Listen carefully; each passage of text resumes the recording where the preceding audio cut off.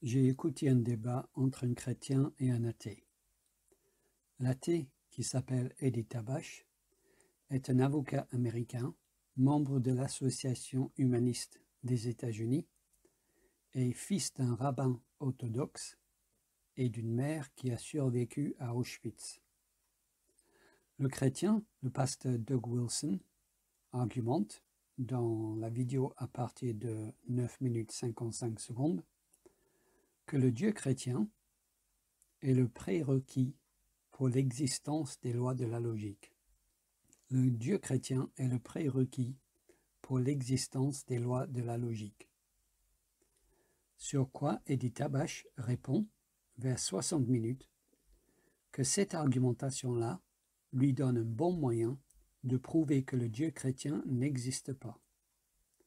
Car, dit-il, si Dieu est le prérequis pour l'existence de la logique, et si ce Dieu existe, alors il doit être logiquement impossible d'affirmer « Dieu n'existe pas ».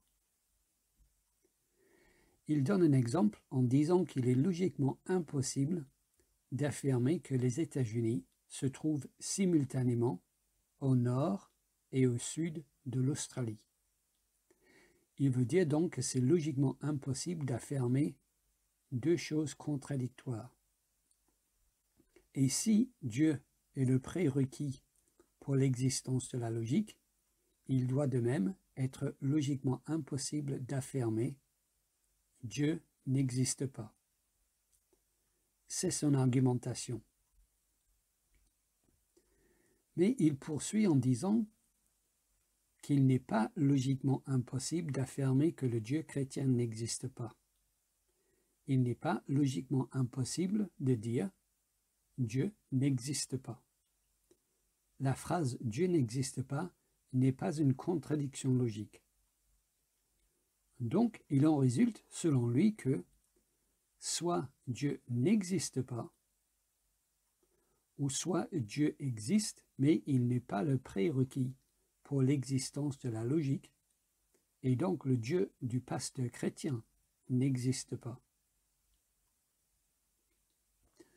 Le chrétien n'a pas eu le temps de répondre à cette objection, mais je voudrais y répondre ici, car je trouve que l'argumentation que je présente dans cette série sur l'apologétique chrétienne réfute cette objection de façon concluante.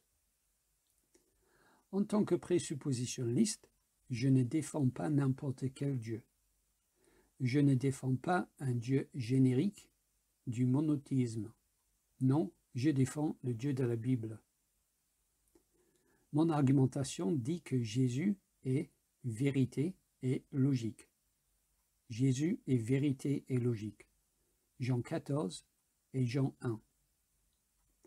Et il est bien logiquement impossible d'affirmer « la vérité n'existe pas ». Il est logiquement impossible d'affirmer « la vérité n'existe pas ».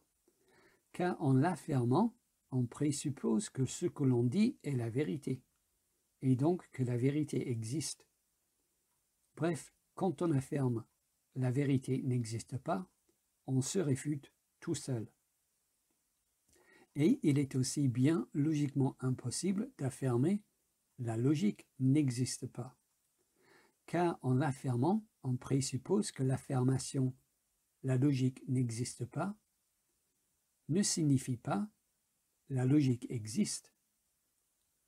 Et donc, en affirmant « la logique n'existe pas », on présuppose la loi de non-contradiction, c'est-à-dire on présuppose que la logique existe.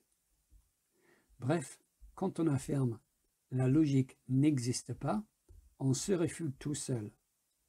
Car s'il est vrai que la logique n'existe pas, alors il est aussi vrai que la logique existe. Donc, puisque Eddie Tabash dit que si Dieu existe et qu'il est logique, alors il doit être logiquement impossible d'affirmer que Dieu n'existe pas.